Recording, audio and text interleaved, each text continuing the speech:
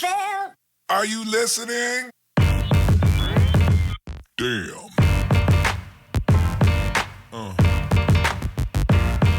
Yeah. Yeah. Yeah.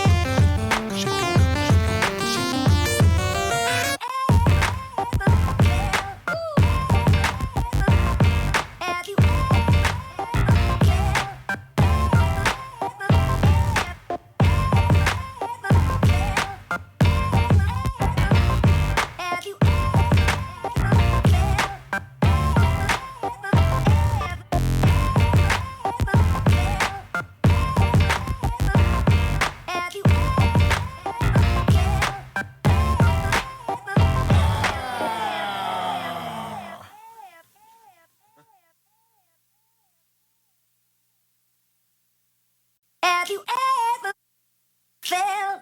Are you listening? Damn.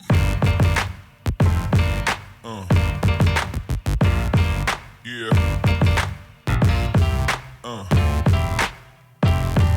Yeah. Yeah.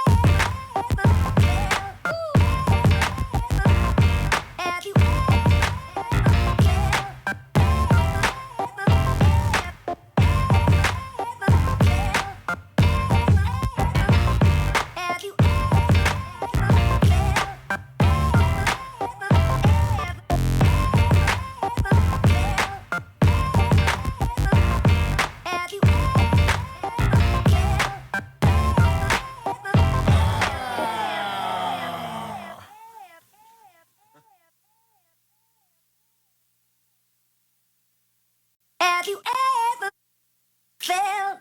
Are you listening? Damn.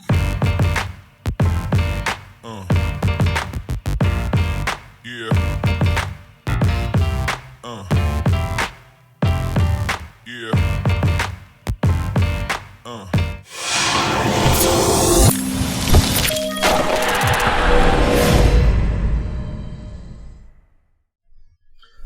What is up, everybody, and welcome to FPL Today Live.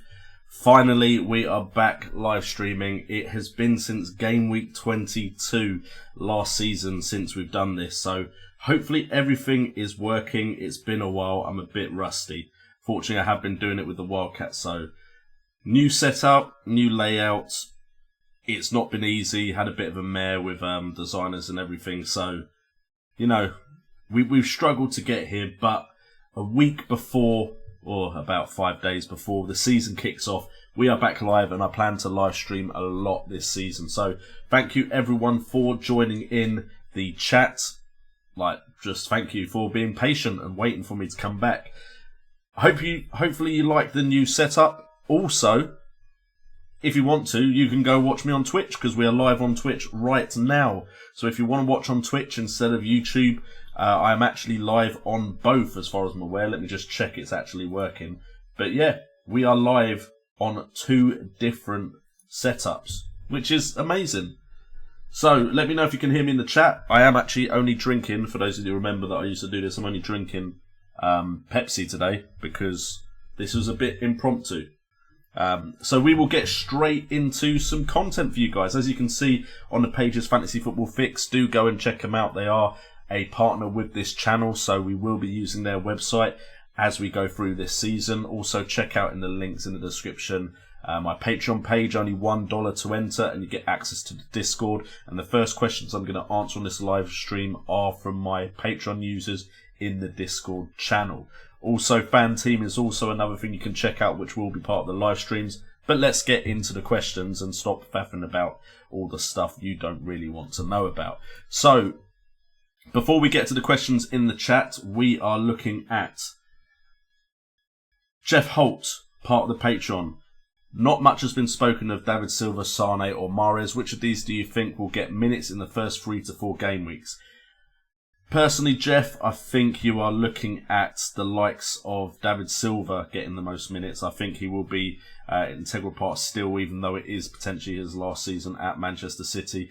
Sane looks like he may have picked up a knock in the Community Shield. I've not watched it yet. I do plan on watching the Community Shield as I go to bed and tomorrow morning, so I get a good look at the Manchester City and Liverpool assets. And as for Mahrez, if I'm not mistaken, and we go over to Premier injuries, I think Mahrez is injured as well. So, to be honest, I think Bernardo Silva, with the injuries to the wingers and potentially Sterling playing up top, could be a good shout, although Mahrez is not anywhere in that. So, potentially Mahrez is actually available. If we go check out the actual Premier League website, Fantasy Premier League website that is, and quickly go to transfers and City. See how long it's been since I streamed. I'm clicking on the wrong tabs already. Mahrez. Okay, there is no warning sign next to Mahrez. I mean, who can he play other than... So you could play Jesus out wide. Did they potentially do that at Community Shield? I know Jesus came on for Leroy Sane, because Leroy Sane picked up the knock, the knee injury.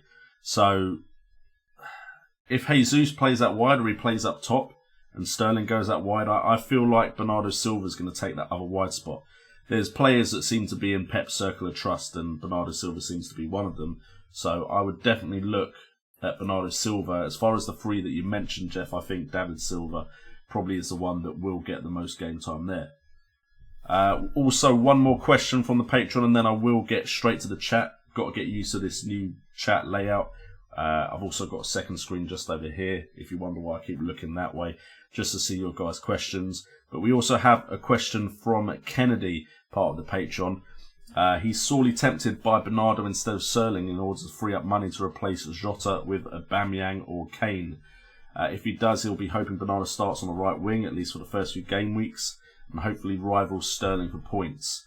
He's not looked at the hard data, but what do you think? And tells me to not sugarcoat it.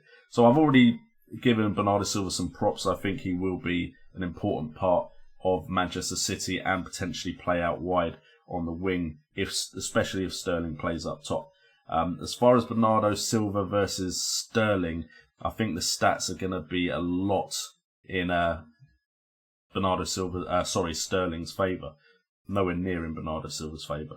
So if we go to our player view, that's right, we have different scenes because we're up in the game. So we can actually have a look at,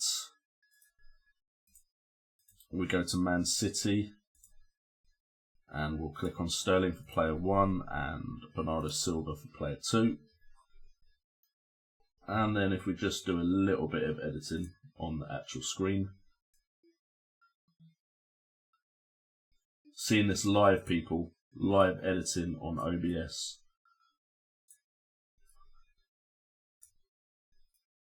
As I clearly didn't set up this as well as I wanted to.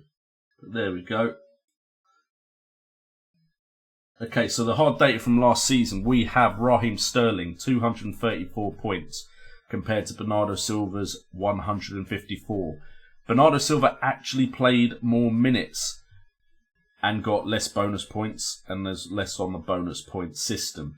4.3 points per game to 6.9. Of course, the difference, though, is Bernardo Silva is significantly cheaper at 8 million to 12. That's 4 million cheaper. But you are looking at a loss of around 80 points difference there. So, as far as his heat map goes, shots-wise, Bernardo Silva actually had 62 shots compared to Raheem Sterling's 77. But I think if we look at where the shots came from, we can see Sterling's are in a lot more dangerous areas. Passes-wise, a lot more passes made by Bernardo Silva. Attempted assists, also Bernardo Silva wins out 71 to 65. If we look at touches, we can see that touches for Bernardo Silva mainly out on the right, so he did play a significant amount of time on the right for Man City last season, whereas Sterling is all over the place, potentially because he gets switched from different wing to wing. If we look at the heat map as well, we can see whereabouts on the pitch they mainly are, and you can see that Raheem Sterling gets into more dangerous areas as well. So, for me personally, I feel like Sterling is one of those players you have to have this season. So I cannot, in good conscience, believe and say to you that Bernardo Silva can bridge the gap. It's possible for a couple of game weeks, it's possible for 4 game weeks, but I think if I had to put money on it, I would be putting money on Sterling still being significantly better a pick. And if we take the Community Shield game today, Sterling scored, and as far as I'm aware, Bernardo Silva would not have got any FPL points. So, that is it for the Patreon questions. Thank you guys for that, and we will get to the chat. I'm not, and I apologise to Nasu, I'm not going to do Rate My Teams on this one. Maybe I'll do one live stream which will be focused on Rate My Teams.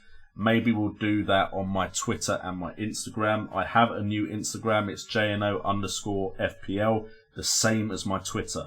So, right now, if you want on the next live stream me to rate your side, go and tweet me or Instagram me your teams, and maybe I'll rate them in the next live stream. I plan on doing a couple of these, maybe 2 or 3 more, other than this one before the season starts. So, go do that now. Go follow all my social media, and we'll potentially do just one Rate My Team, because I think at the beginning of the season a lot of it's going to be me going, well, I think you have to have these players.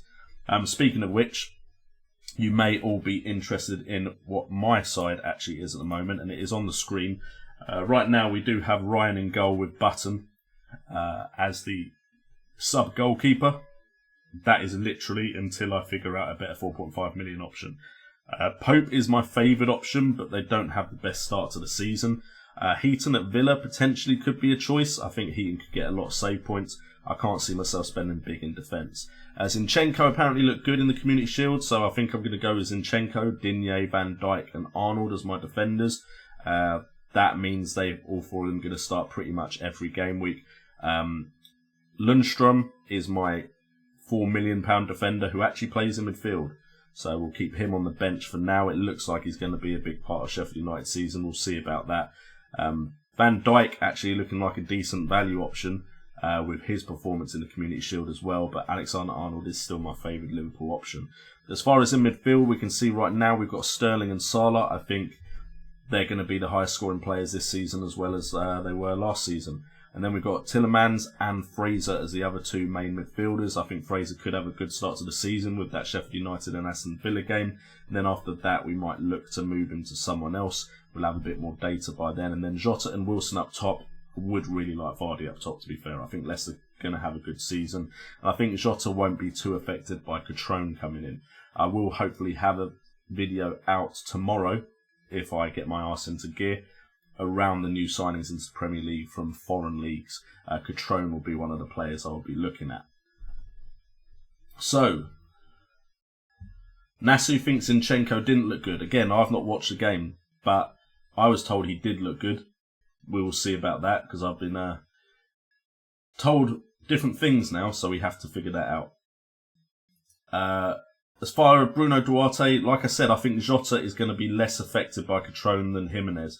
Catrone's a lot like Jimenez from what I've read about him. So I think Jota and Jimenez will still be the favoured front two. I think they just work so well together. Catrone didn't have the greatest season last season, so I don't think that will be as big an issue. Nasu says he fitted KDB, Salah and Sterling in his team. If you did, that's well done on you. I've done it and I don't like the balance of my team when I do that.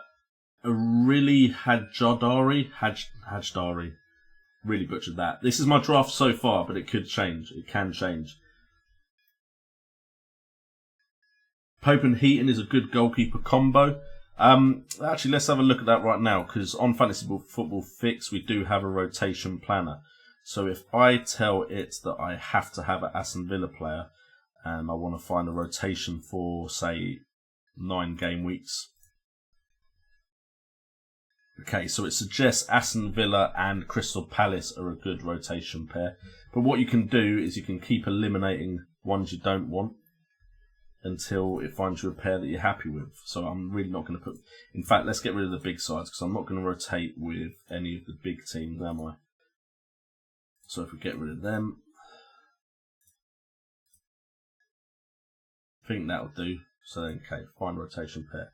There we go. So if we went with Pope and Heaton, who's now gone to Villa, we've got Southampton for Burnley at home, Bournemouth at home for Villa, Everton at home for Villa, Crystal Palace away for Villa as Burnley play Liverpool, then Brighton Hove Albion away for Burnley as Aston Villa play West Ham, Norwich at home for Burnley, Aston Villa away, so you could go either one there. Then Norwich away in game week 8 for Villa, and then Brighton Hove Albion at home. So that doesn't rotate badly, does it?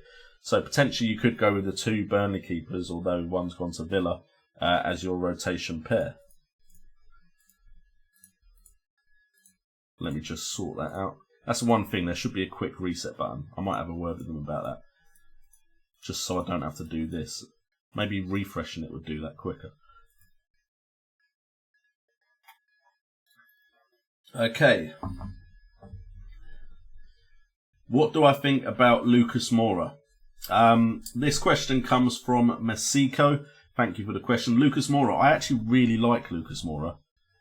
My issue with Lucas Moura is I'm not 100% sure where he fits into that current side is my issue. So if we go to Spurs, last season, Lucas Moura turned up in some games and performed very well. 131 points, limited minutes compared to some other people, 2,135, 4.1 points per game. Heat maps shows that he probably was played in various different positions because he's a bit of a squad player, isn't he? That's the issue. 46 shots, 27 attempted assists. The thing is, when he did turn up in a game, and you saw it especially in that Champions League game against Ajax, he can be an explosive option in the FPL. So he's definitely one to consider. With Spurs' start to the season, as far as I'm aware, it's not awful. Let me just bring up Spurs' start to the season. So if we go from attack difficulty, Spurs actually are quite low. So they've got Villa first, then it's Man City, then it's Newcastle, Arsenal, Crystal Palace and Leicester. So they're not the most favoured as far as attacking difficulty goes for their first 6 fixtures. I mean, if you were sure of him starting, then potentially he'll be an option. But Christian Eriksen hasn't left yet. You've got Son, you've got Dele Alli, you've got Kane. Potentially you've got Lo Celso coming in. I heard Spurs are also trying to get Bruno Fernandes. So there's the chance that Lucas Moura won't feature, which I feel is a bit unfair because he did a good job for them last season, but that could be the way it goes, the way the cookie crumbles for them. So Lucas Moura is one of those, if he was playing, he could be a decent punt, but the fixtures aren't good enough for me to really take that risk.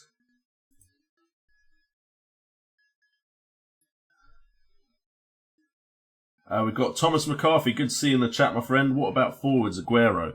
Now, look, I'm going to be honest with you, and we bring up the right page straight away. If we sort that by FPL points, I don't know if this will actually look that good on the actual page right now. It might be the text is a little bit too small, so we might need to work on that. Aguero and Aubameyang, don't get me wrong, they are going to score decent points this year. 205 points last year for Aubameyang, Aguero 201. The reason I'm really not going for forwards in that ilk at the moment is Jimenez last season, 7.5, well, he wasn't 7.5 million last season, he's 7.5 now, got 181 points. That is only 20 less than Aguero for a lot cheaper. At the current market price, you are looking at 4.5 million cheaper. Vardy got 174, Wilson got 168. I think Vardy could score more goals this season, could get more points, potentially. Kane, 11 million, 17 goals. He only got 160 points. Meanwhile, if we look at midfielders, same price as Aguero, 12 million. You've got just a bit more expensive, 259 points. So that's significantly more than Aguero. 234 points, significantly more than Aguero. Mane, 231, again more than Aguero. So, if we sort it by actual points. Then Sigurdsson and Fraser, again, cheaper than Aguero, not that far behind.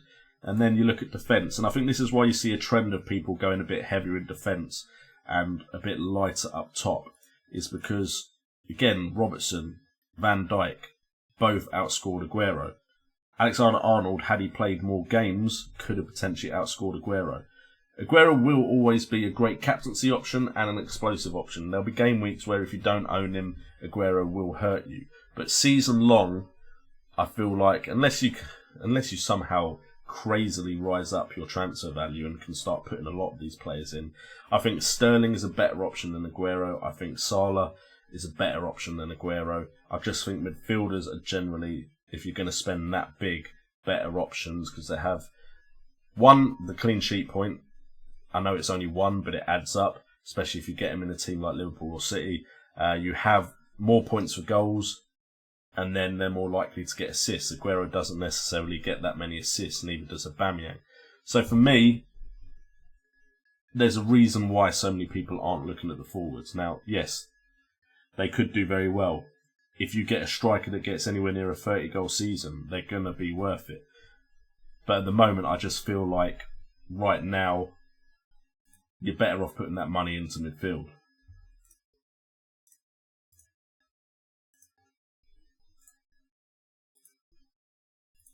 Okay, next question. Sorry, I was just checking I was still live on Twitch. I actually have no idea what my viewership is on Twitch right now anyway. One person's watching me on Twitch. Well, I should really promote Twitch more, but it is literally a test. I don't think I've got any. I've got no followers on Twitch. So follow me on Twitch. Get those numbers up for me, please. Zeros. Pathetic. Anyway, let me stop thinking about my numbers and get me back to the stream. Is Rashford a good option? Mid-price and can bulk in other areas. Now, Rashford, if we find Rashford, 8.5 million this season, 128 points. Expected points was 133.6, 10 goals and 7 assists. That's not too bad a return. I think minutes was an issue with Rashford. I don't know if this will actually show how many minutes he played last season. This is all going to be a lot more useful when the season actually kicks off, because this is current season data. So if we go back to player screen and bring up Rashford. By the way, let me know in the chat, guys, what you think of actually being able to see all this stuff. By the way, Rashford is the one here on the left. You can see his name just here. So we've got 128 points, 2,370 minutes, 14 bonus points. Points per game was at 3.9. 85 shots on goal, 666 passes, attempted assists 38. Average heat map shows that he played quite a bit on the left of the pitch, although of course there is that nice hot spot right in the box. Also, if we go further down, we can see more stats from expected goals was at 11.40, so he wasn't too far behind his expected goals. Expected assists was at 5.06. Average statistics per 90 minutes, he gets 0.38 goals per 90. I mean, he's a decent option.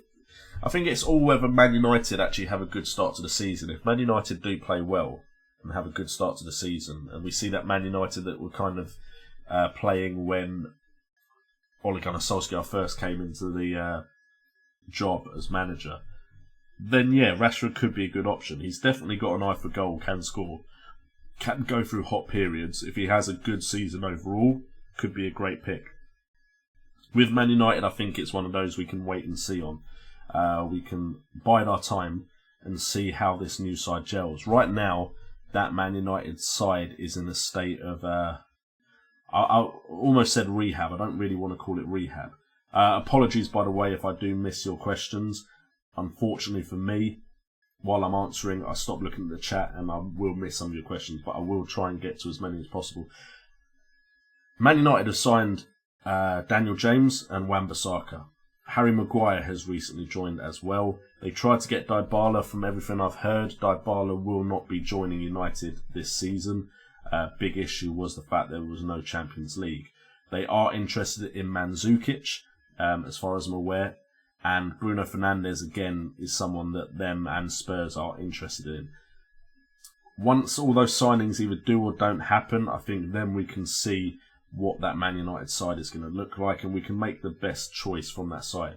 The reason I go so heavy on the likes of Liverpool and City, Liverpool for one, not much has changed there, so I'm pretty confident I know who the main players are. If you guys know who got the assist, they did a piece on Talisman Theory. I really think that the likes of Salah, the likes of Sterling, the likes of Vardy, potentially at Leicester, knowing who those players are that are going to get the majority of points at the side is very important. I feel like at United you don't know yet. It could be Pogba, it could be Rashford, it could be both that you want to get into your side. It could be a new signing that comes in that could offer you some value. If we look at their midfield, potentially Martial at 7.5 million could be better value than Rashford at 8.5. You've got Sanchez. There's a chance he comes back into form at 7 million. You've got James at 6 million. What if he hits the ground running and turns out to be a phenomenon? So, for me, it's a wait and see with that side. Definitely a wait and see. But Rashford would be one I'd keep on my watch list. Is it possible from Sondre Vatnadalin to start with Salah, Sterling and Kane? That's a very interesting question. I have tried Salah, Sterling and KDB. I don't think I've actually tried to go with Salah, Sterling and Kane. For me, there's the issue of Kane just hasn't scored in August recently. This is, I think, one of the first seasons where he's had a pretty decent pre-season, whereas I think a lot of other times it's an issue for them, or for him. I just don't like Spurs' fixtures that much, and I feel like the likes of Salah and Sterling are more important in sides that are going to do really, really well. If we look at Kane, don't get me wrong, Kane could absolutely bang this first game, which I believe is against Villa. 160 points from 2,428 minutes played. Again, he's about 400 minutes down on a lot of the big players from last season. Still at 5.7 points per game. Heat map still looks good. 102 shots still, 29 attempted assists. He's definitely a player that could still do well. Expected goals, he scored more than he was expected to score. So he's still a striker that is on form and doing well. But the balance of your side, if we go to the actual official website, if I can click the right screen. One problem now is because I'm getting a bit more fancy with the graphics, I now find it a lot harder to get to the right screen at the right time. You know what? Live transfer, people. A live transfer. If we go, I do like the looks of, I'm pretty confident Heaton's going to be number one. And then Burnley, I'm assuming Pope will be number one, although I've got to check because I know Pope potentially had a knock, so Hart might start the season. So, if you were to drop the likes of, you could potentially go cheaper on one defender. I wouldn't want to get rid of Alexander-Arnold though, but if you got rid of Van Dijk and you potentially got rid of Fraser, and then you got someone like, he'd be your main striker, so if you got rid of Wilson. Okay, so we go Kane in, if you really wanted Kane. You've then got 11 million for these two spots, which, you know what, isn't too bad. Even if you put Fraser back in, you can't put Fraser back in. That's impossible. You could go another 4 million defender if you were only ever going to play free, and that was what you were quite happy with. So you could go 6.5 million or lower in midfield. I mean, I would like Perez, but I've already got Tillmans. So who would I go if I didn't have... If Brooks wasn't injured, he'd be the nice, easy option, wouldn't he?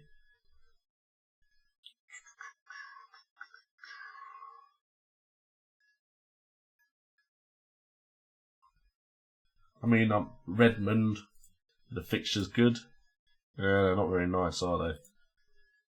That's the problem, it's trying to figure out who to put in at that price.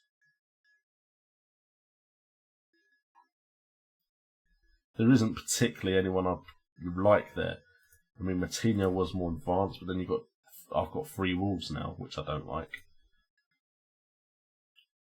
What's Burnley's fixtures like? Westwood does pop up with points. It's not ideal, but say you went someone like Westwood, then I still got 5.5 in defence, which you could go and put on someone like, if you thought United were going to do well, you've got your Wan-Bissaka, but then you've also got at Spurs the potential for this man to play. You could go Kyle Walker-Peters, and then I've still got 0.5 in there, and I've got Salah, Sterling and Kane. Wickham would be on the bench. You could probably alternate between Dendoncker and Westwood and then still play a 4-4-2. So you can do it. It can work. It's not what I'm going to do though, so I'm not going to save that side.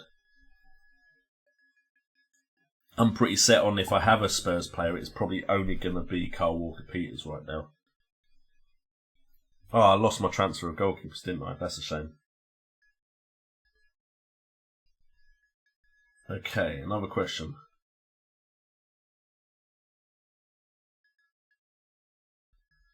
Ibe does seem promising, Swikar. He has done very well during pre-season. I don't have the data right in front of me, but he's been getting a lot of game time as well, and looks like he could be ready to make that step up. Sormak, Saha, and I think I've seen other people also mention it, Barkley. Now, Barkley is one of those that last season did pop up every now and again as an option because he had a couple of good games. I think this year under Lampard, as long as the Lampard project goes well, I think he could definitely be a massive player this season. Now, I'm with Chelsea playing the wait and see game because right now you've got defenders that could be great value. Although Lampard's not known for being a good defensive manager necessarily.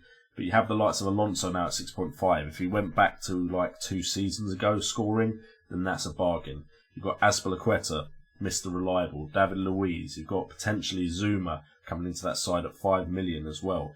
You've got Emerson at 5.5, could take over the spot from Alonso. In midfield, you've got an array of midfielders that could turn out to be absolute steals. Pulisic 7.5, Willian 7, Pedro 7, Loftus-Cheek, although injured, 6.5, Hudson-Odoi 6 million, Barkley, 6 million.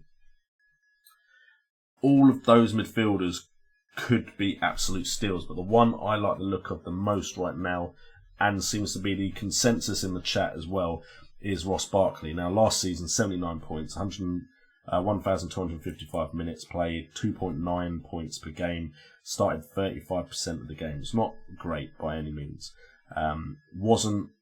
Was part of Sarri's squad, but wasn't really integral. Heat map suggests that he gets forward decently, but potentially under Lampard, you're looking at Barkley becoming Chelsea's new Lampard. 41 shots, 21 attempted assists. I think those numbers are going to soar up. I think Barkley could be a major player. As far as I'm aware, tactic-wise, it's still a 4-3-3 that Lampard plays. I could be wrong. I'd imagine that if they don't get a striker, the striker slot is up for grabs between Giroud, Abraham and Batshuayi. I think in midfield, as the wingers, I feel like Pulisic is going to get the nod, because I feel like Lampard will give the youth a chance. Hudson-Odoi maybe will get a chance when he comes back from injury, but then I imagine you'll probably go for a bit more of an experienced head in Willian or Pedro on the other wing. I think Barkley will be part of that midfield. I just can't see Kante not being part of that midfield when he's fit. And then you've got either Kovacic or Jorginho. I was told initially you had to say it like a Jesus Jorginho, but he is Italian, but apparently he does have some Brazilian. Apparently it is Jorginho, I don't know, but I got it into my head to say it a certain way, and now I've got to try and convince myself to say it another way because I got told it was wrong. But anyway, I think Barkley will have a great season this year, but purely because it's a new manager at a new club, and they have lost talisman in Eden Hazard, I'm going to wait and see. I believe the fixtures could be favourable for the wait and see approach as well. So from an attacking perspective, Chelsea are not rated that highly. Norwich and Sheffield should be good games for them, but other than that, they are facing some defences that could keep them out.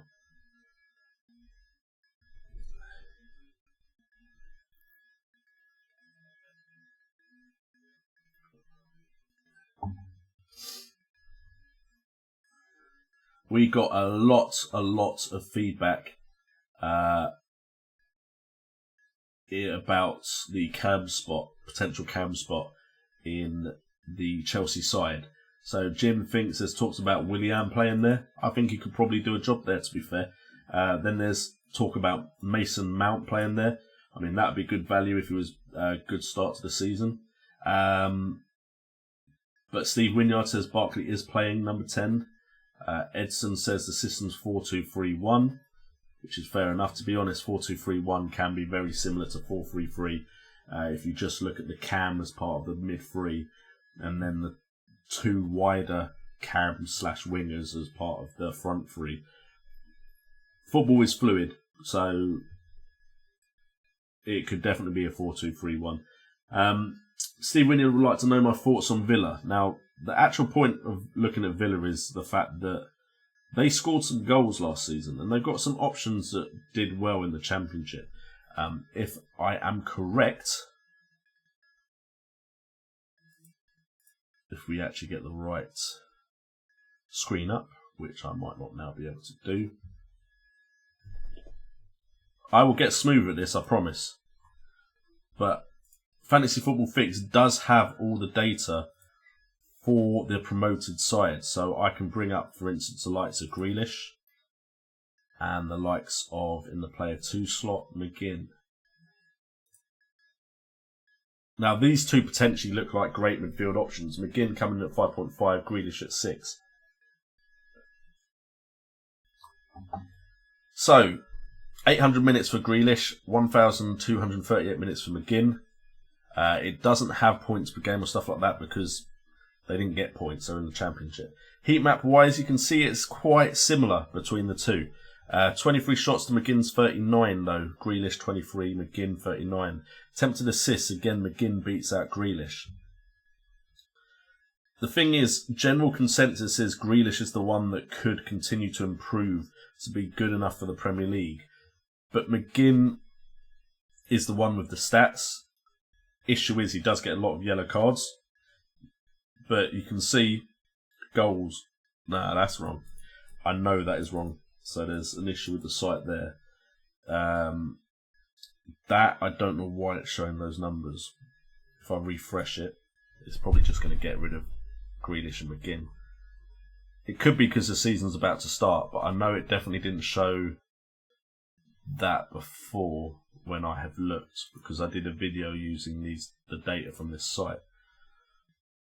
So if we go Grealish again, and McGinn, there you are.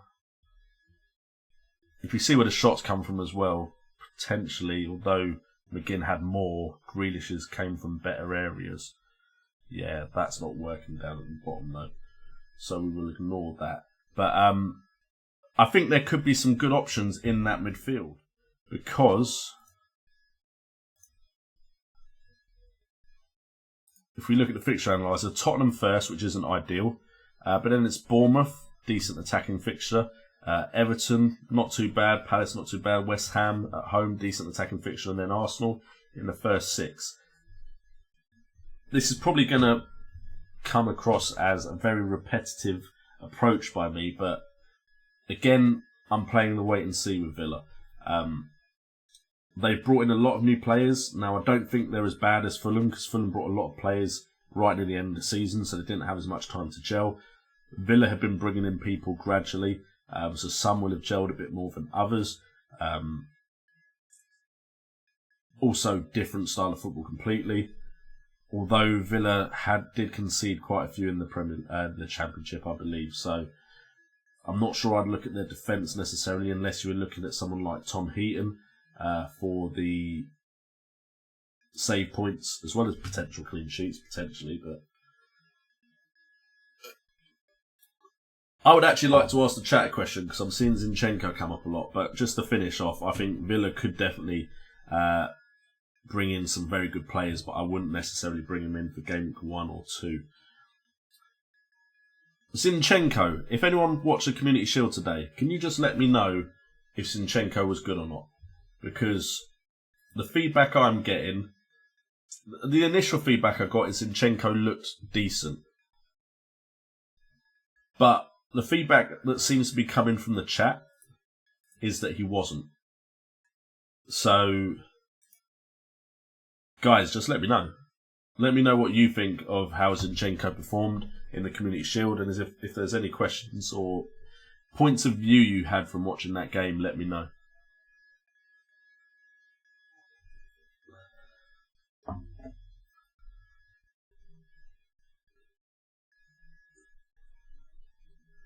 Okay, so we got thoughts on Calvert-Lewin as a 2-week punt.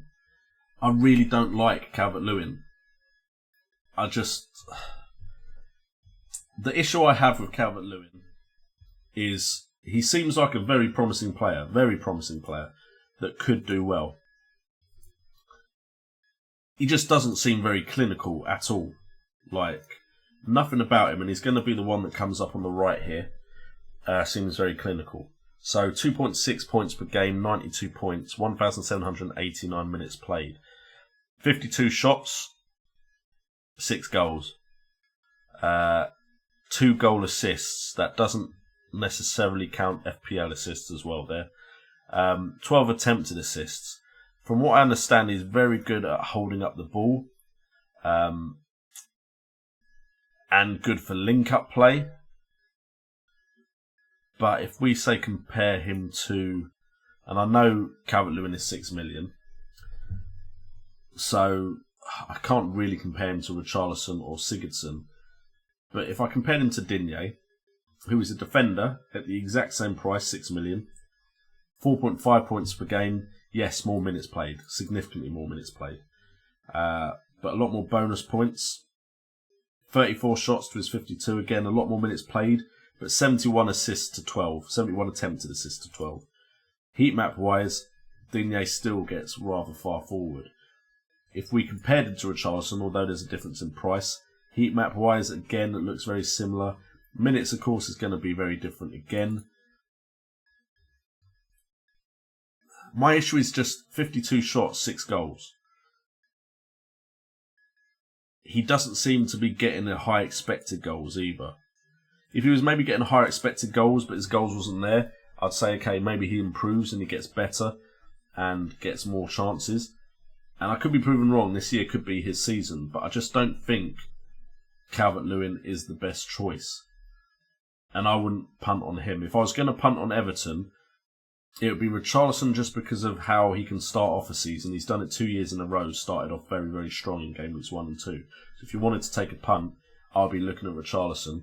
Sigurdsson is the consistent one, the one that will consistently get you points and at the end of the season be a high scorer. And then in defence, Digne is an option. Now, I was very anti going for an Everton defender once they sold Zuma.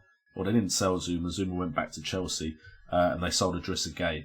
They've now got Bamin. I don't know if that G is a silent G or not, but it could be Bam.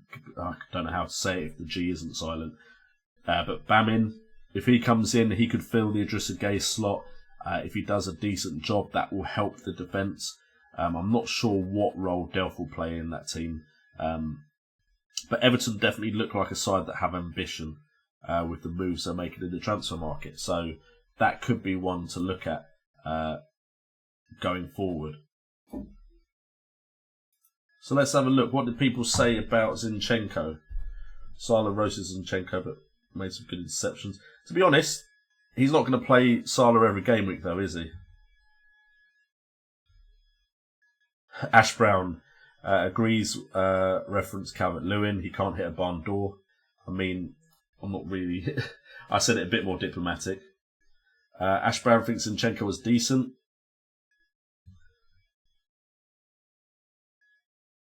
Thoughts on Walker Peters from Ryan Jones. I think he's probably going to start. Aurier and Foyth are both out and they've sold Trippier, so I'd imagine he starts. So the general consensus seems to be Zinchenko was okay. They have Angelino, but I don't think Angelino's a good option. That's the problem there. Okay, so I saw that someone wanted me to compare Calvert-Lewin to Joshua King. At least I think that's what was in the chat. So if we put Joshua King in, of course King is one of those that a lot of people are thinking of because it's a bit of saving compared to Callum Wilson. So again, more minutes played, that's going to be an issue for us as far as looking at this data. But Joshua King, 141 minutes played, 2,975 minutes. I feel like I messed up that sentence somewhere, so I'm going to start again. 141 points from 2,975 minutes played. 4 points per game, 97% start, so a lot more secure in the side, but Calvert-Lewin could maybe bridge that gap this season. Heat map, Calvert-Lewin actually has a hotter spot in the penalty box. It always feels weird when I say that, compared to Joshua King. However, shots-wise, if you actually look at the minutes, that difference isn't too massive, 72 to 52. If we look where the shots were actually coming from, I'd still suggest King has a higher percentage in that area where you'd expect goals to happen. And if you didn't know, if you hover over the dots, you can actually see. And I don't know how many. How many penalties can you see? So that's a penalty. Because I know he had more than one penalty, didn't he? But anyway, you can see the expected goal score for each area. So, for instance, outside here, it's 0.008. Took it with his left foot, and he missed. So, yeah, you can go into a bit of detail if you want to. Attempted assists, again, if Calvert-Lewin had more game time, you could say that maybe he would be rivaling the numbers there. But he got 12 goals to 6. Expected goals, 12.79, so it was quite close to his expected goals, whereas Calvert-Lewin actually overperformed his expected goals. Josh King just feels more a secure pick. So I would go Joshua King over Calvert-Lewin if I was picking between those two specifically.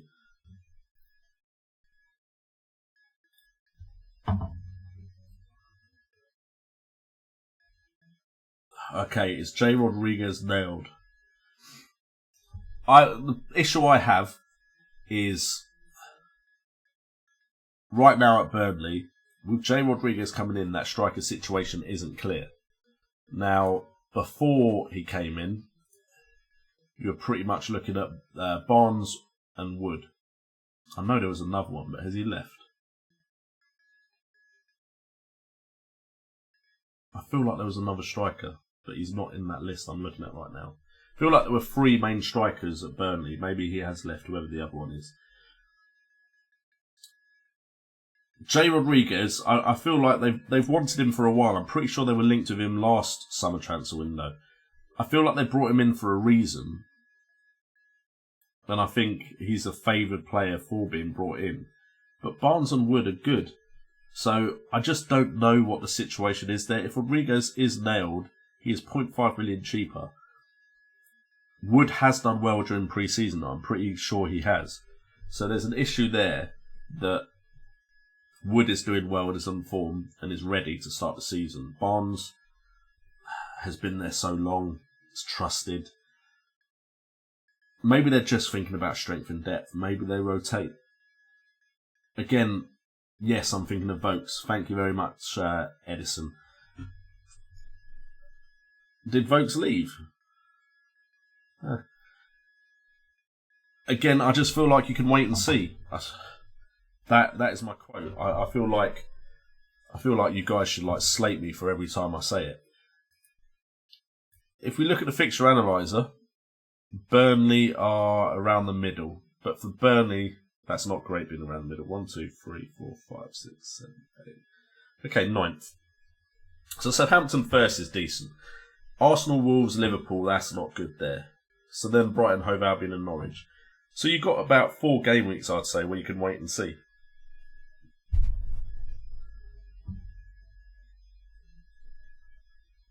Icy George, thank you for saying hit the like. Transition. If you are enjoying this stream so far, please hit that like button. Hit subscribe if you're new to the channel. Hit the notification bell so you know when I'm going live. I plan to go live a lot more this season. Maybe twice a week. Maybe more if I've got the time to.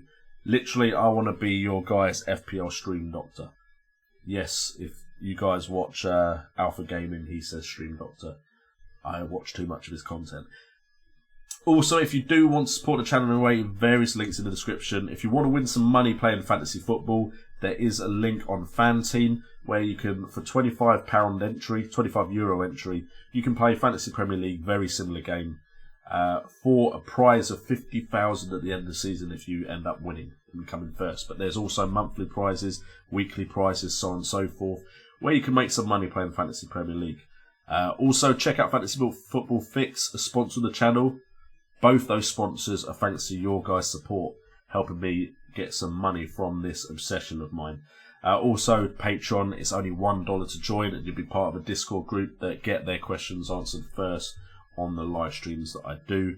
Do go check that out. There will also be mini leagues just for the Patreon page. Although, in the link in the description is the FPL Today mini league for this season for everyone to join. So do go and join that if you want to test your FPL skills against all of my subscribers. Anyway, back to the questions. Colin Barker says Zinchenko was 7 out of 10, which isn't bad. Thoughts on Stones over Zinchenko? The issue there is Stones the guaranteed person to play alongside Laporte? I feel like he probably is, but I just don't know with enough confidence, especially with Pep, who is Laporte's natural partner in that centre-back pairing. Thoughts on Pepe? Now, I've argued about this with people, including the Wildcats. By the way, another segue to a plug. I should really do what a lot of YouTubers do and have a plug that I can hold up every time I do this. Wildcats should be going live. Should. Fingers crossed. If it changes, follow FPL Wildcats on Twitter. Should be going live on Tuesday, and everything that has happened in this stream makes me feel like it should be all issues sorted if you've caught an FPL Wildcat stream recently. We will be revealing our teams on that, so you get to see FPL TV's team, Nymphria's team, and Kurt Yours' team. do join us live on Tuesday for the FPL Wildcat stream. It will be good. Seriously, you think this is decent? We're going to up our game on, as long as my technology allows me, which, by the way, I hope is fully improved now because I've spent some money. This should all now be a lot better of a setup. Anyway, enough plugs. Thoughts on Pepe? I'm not sure if I can use the Who Scored website, so I'm going to open it in a completely different window.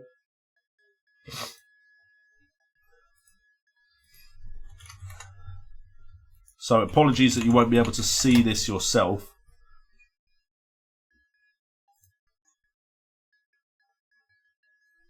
Just got to wait for the page to load. But I really think Pepe has the potential to be your Mohamed Salah from 2 years ago. I think 9.5 million, some people are balking at the price saying that's too high. He shouldn't have it that high. He's from the French league. A lot of his goals were penalties. Will he be on penalties? So on and so forth. But having looked at his stats, one, he's a player that is improving season upon season. Two, single-handedly helped that Lille side at times last season. Last season, 2018-19 for Lille, 37 appearances, 22 goals, 11 assists. I love it when a player comes into the Premier League from a foreign league and has that over 10 goals, over 10 assists. Those are the type of players I'm looking for. That is FPL points, basically. Nice and simple. 3.1 shots per game. Now, to put that in perspective, your elite level player, and I'm talking about your Kane when he was unstoppable in the Premier League, your Ronaldos, your Messis, they, when you look at them, are around 5 shots per game. Over 3 shots per game is good. To put it in perspective, you're looking at the likes of Aguero at certain times in the season. Salah generally is above that. He does like to shoot a lot. In fact, take back. That's not Aguero by any means. Aguero is easily over 3 shots per game, roughly on average. But for a midfield player, 3.1 is very, very good. Key passes, 1.8. Dribbles, 2.7. That's successful dribbles. That's last season. 7.62 average rating. The season before, not as good. Less minutes played, but 13 goals and 4 assists. So that's an improvement. He's gone from 13 goals to 22, 4 assists to 11. So for me, there's that feeling of potential in the air where I really think he could be a big player this season. But again, wait and see. Wait and see, people. So, back to the chat.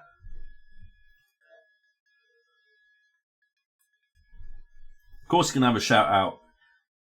I apologise because it's a Welsh name, though. Is it Ewan? Ewan Welsh Football. Thank you for joining the stream. Much appreciated. Thank you for the support.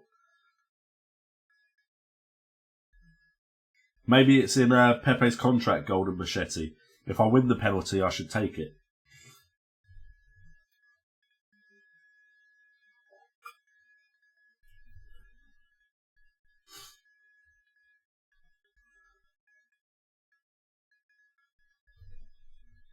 Does no Dybala make Greenwood more attractive?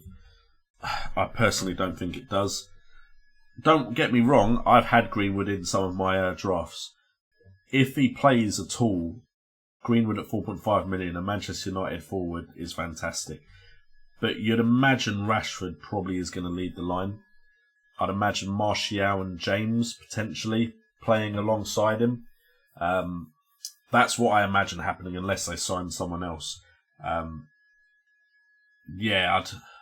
I would love it if Greenwood gets more game time. He does seem to be impressing the manager, which is a bonus, of course. Tom Lewis at 9.5 million, Pepe or De Bruyne. Now look, I know I just sung the praises of Pepe, but De Bruyne's a secure option. It's that simple. I'm saying Pepe could be a massive player. I'm not saying he will be. He's got that potential to be huge. Now, for me, it's not the same as when Ibrahimovic comes to the Premiership, where you're like, well, this is Ibra. Come on. It's just, there's definitely the potential for Pepe to be huge. I definitely think so. Crossy says, is Lukaku staying at United? I personally don't think so. I think he might go Milan now, into Milan.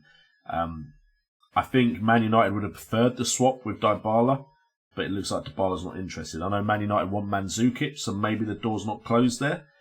But I think Lukaku will leave. He doesn't want to be there.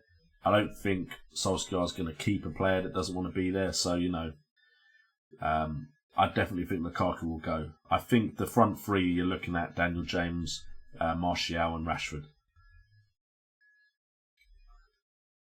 Golden Machete, I couldn't triple up on Bournemouth. If you played last season, Bournemouth were that side that if you had Wilson, King scored. If you had King, Wilson scored. If you had Fraser and Wilson wasn't on fire, Fraser didn't get points. I mean, if you had all three, I suppose the likelihood of the goals coming from those three is big, but I'm not sure I could actually bring myself to triple up. Although for the first 2 game weeks, if it worked for you, that would be huge. That would be a big differential. Sumac Saha is starting Vardy, Perez and Tielemans a viable option. Or Tielemans. I'm going to be honest with you. I absolutely think Leicester could be huge this season. And I think Maddison should be added to that list, but of course you can't have 4 players. Seriously, I love the business that Leicester have done. I know they haven't done that much, but securing Tielemans and bringing in Perez, I think are big, good signings to a side that looked very impressive at the tail end of last season. If we put Jamie Vardy in there, and we go to player 1 and put in Perez. So last season, I'm just interested to compare. Perez played more minutes, but it was in a Newcastle side that probably weren't as impressive. Well, they just weren't as impressive as Leicester. 141 points to Vardy's 174. 3.8 points per game to 5.1. Similar percentage of starts. If we look at the heat map, Vardy a lot better, but Perez did play out wide, was playing alongside the likes of Rondon. Shots wise, 56 to 79. Attempted assists, 45 in Perez's favour to 30. I think it could be very difficult if you're not doubling up to pick between Perez and Vardy. The reason I have Tielemans at the moment is just I know what he's like in that Leicester side. But I really do think Perez will hit the ground running. I don't think it will be too much of a learning curve for him. And I think Perez could be the best option from the Leicester. Because it begins with an L, I keep saying Liverpool. I'm so used to saying Liverpool. I think Perez could be the best option from that side, potentially. But I would love Vardy in my side. I just think Vardy is that type of striker that just does so well with his chances. If we look at the actual shots, Perez actually doesn't look too bad compared to Vardy as far as where his chances come from. They both kind of get their chances in really good areas, which is promising for Perez being significantly cheaper.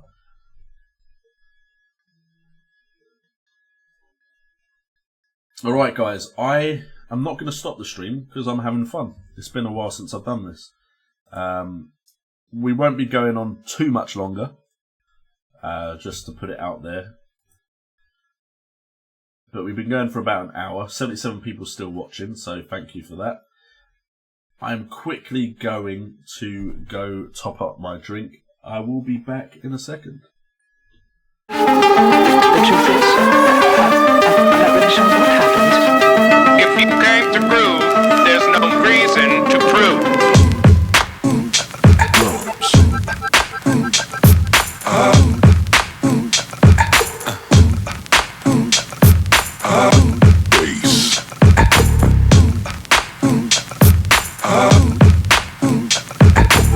And now you've got yourself something funky.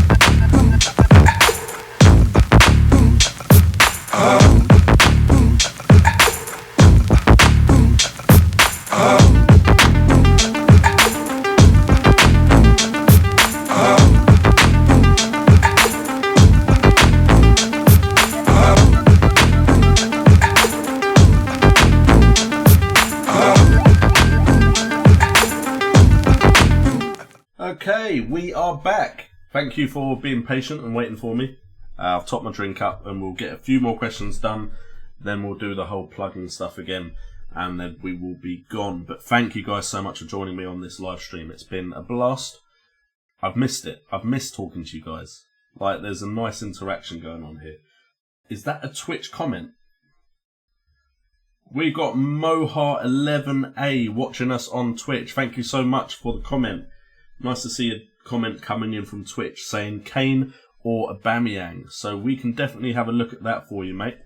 If we quickly go over to our player comparison screen and we'll bring up Auba from Arsenal.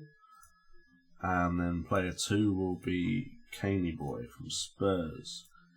Okay, so last season, now put into perspective, you're looking at about 300 minutes different in play time. 205 points to 160 in Aubameyang's favour. 5.7 points per game for both, though. When he was available, Harry Kane started in 96% of his games, though. Aubameyang, 83%. More bonus points for Emerick Aubameyang, but he, of course, got more minutes. But it's interesting to see how secure Kane is, of course, starts-wise when he is fit. Whereas Aubameyang, there was always the chance that he didn't start. As far as shots, you can see very similar. They get shots in the dangerous areas, both of them. Expected goal of 0.71.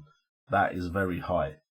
0.84. So they're getting expected goal chances that are very high on the score ratio there. You've got Aubameyang only had 94 shots to Kane's 102. And I think if we look at the shots, Aubameyang still takes long shots, to be fair. Just looks like Kane takes them from wider positions sometimes. I mean, look at this shot. Was that a shot?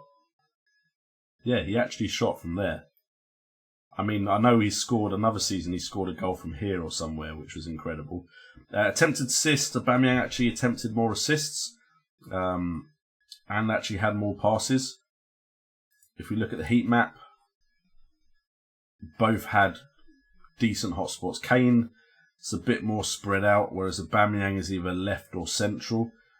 Seems to play a lot of his game right in the centre circle as well, which is interesting to actually look at. Expected goals, Aubameyang pretty much performed to what he was expected. Kane outperformed by about a goal. Assist-wise, again, it's about the same. Aubameyang just underperforming, Kane just overperforming. So you're looking at very similar players. And I think if this game time was similar, you'd probably be looking at a similar result for the season, actually, as a whole. So it's difficult. Kane is just such a secure pick when you know he's fit. Aubameyang, there's the potential for rotation, potential for him to be rested. Whereas I feel like Kane, they'll play him whenever he's fit. So Kane's the more secure pick. Fixture-wise, for the beginning of the season, if you're going to go with one, I think Spurs also have the better fixtures, attack-wise. I might be wrong. I am wrong. But there isn't much difference there, which is why I think you don't see many people picking Spurs or Arsenal options in mass. So yeah, it's going to be difficult to pick who's going to be better this season. I think Kane will have a better season than he had last year. I think he'll potentially be injured less, which will be good for him.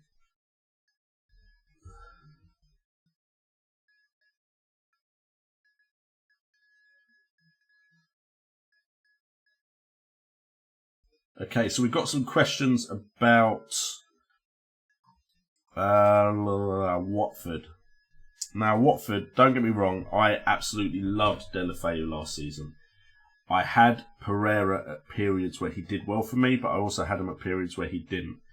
Watford are a crazy side who can have absolutely mad performances where they score loads of goals, and they can have pretty disappointing ones as well. I like Deulofeu as a player. I think potentially he's going to have a better season than he had last year.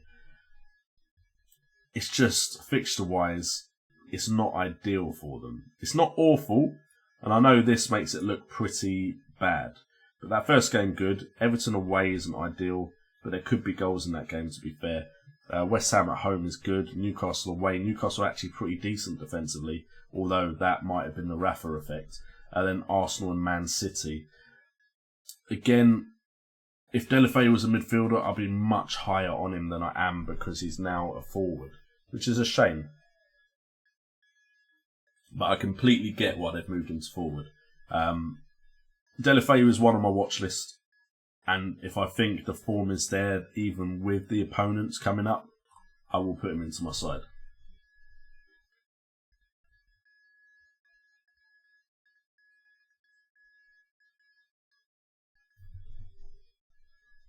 Am I tempted to start Pepe? No, but that's only because I'm not tempted by Arsenal's fixtures. Those first two are nice, don't get me wrong. Newcastle away isn't the best, to be fair, but with Steve Bruce, potentially it could be better than it was with Rafa there. Burnley, nice at home, but then Liverpool and Tottenham. So I feel like I have 4 game weeks to make the decision on Pepe, sorry, not Pep. Pep's a completely different person that manages Man City. Azzy, I think you're definitely right. Watford did start to focus on the FA Cup a lot. Any other questions that catch my eye?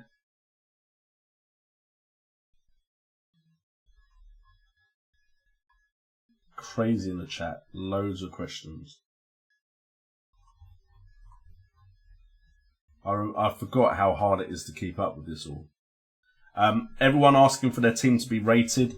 I'm going to do a live stream specially for rating teams.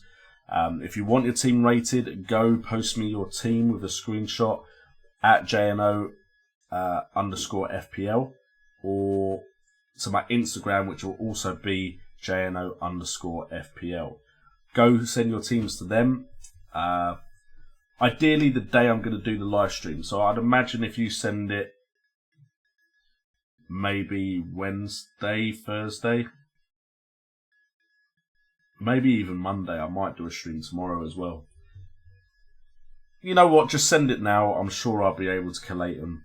So if you want your team rated, I'm going to do it with screenshots. That way it's a better experience for people that aren't getting their team rated if the team is actually on the screen, if that makes sense. So I'm not rating teams today. And as the questions seem to have dried up, I know I literally just came back, but the questions do seem to have died down. And the stream seems to be dying down just a little bit. I am going to call it a day here. So, Golden Machete said, Watford's pre-season training sounds tough and they often start off well. Have I considered Trossard from Azzy? I haven't. Again, especially coming from a league that isn't what you'd consider one of the elite leagues in Europe, I'm going to wait and see on him. There it is again, wait and see. Anyway, guys, thank you so much for tuning into this live stream.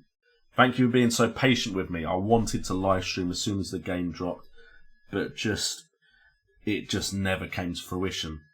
Really, I want to say irritating and aggravating, and almost messed it up completely. So thank you guys so much for the patience. I am now back live streaming. Everything seems to have gone smoothly. No one mentioned anything going wrong. Green bar on YouTube, live on Twitch. Do me a favour, guys. If you ignore every other question or favour I ask of you, go follow me on Twitch. FPL Today. Go find it after the stream ends. Just follow me on there. Get my numbers up. Potentially grow on Twitch as well. Not that it's the best platform for FPL, but why can't it be? Hey, why can't it be? Also, check out in the links in the description all of my partners. That's Fantasy Football Fix for your stats. Fan Team, if you go and play their season game for €25, you can win €50,000 prize if you come first. They've also got weekly games. They've got monthly and weekly prizes in their season-long game. Go check them out. They've been a great partner for the channel. Really helped out during this pre-season when it's been a bit tough trying to get everything ready. So thank you to Fan Team for the support. Go check out all my social media links in the description down below.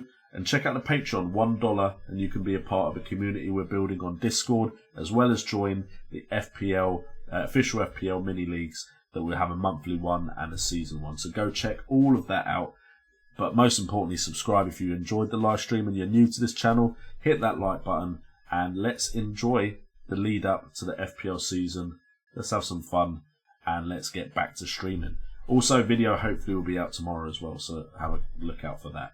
Thank you guys so much, and that is the end of the stream. So I'll catch you guys next time. I didn't do my catchphrase. So I've been JNO. This has been FPL Today, and remember, it's all about the game.